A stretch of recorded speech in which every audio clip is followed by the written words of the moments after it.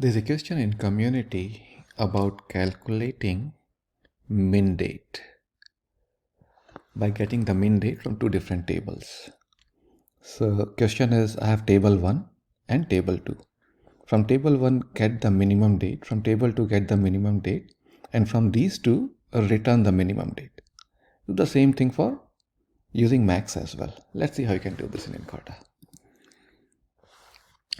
So let's use an aggregated table, and I'll show you the formula that you can use in aggregated table to do exactly that.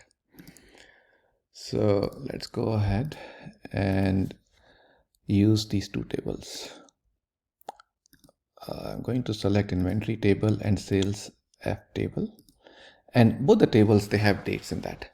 So for me, this is table 1, this is table 2, and I need to find out min date in this table, min date in this table, and compare those two dates to get the min of those two. Let's add a dimension column as a formula in aggregated table, and let's name it max min from two tables, max min date from two tables. And this is the, okay, and this we can make. Now in Incorta, in aggregated table, you can drag and drop date here, and then from here you can select max or min. So it will show you the max date in the table, the whole table. What is the maximum date? That's what this is showing in one table, in this table. I can do exactly similar thing from this table as well and get the max of this. Now I'm just using this aggregation max here. I could have used formula also, max of this date and max of this date. Now that formula is useful now to determine which one is greater from these two. Okay, so let's call it max date. Let's call it max date table 1, and I can call it max date table 2. Okay, now let's use a formula to determine which of these two is greater than other. I can use this formula. Let me type in that formula here. So let's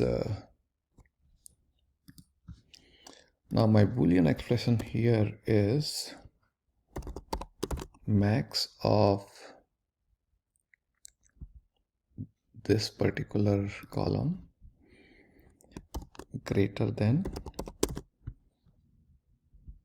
this. So this is my Boolean condition. Okay, now if this is greater than this, then return this, else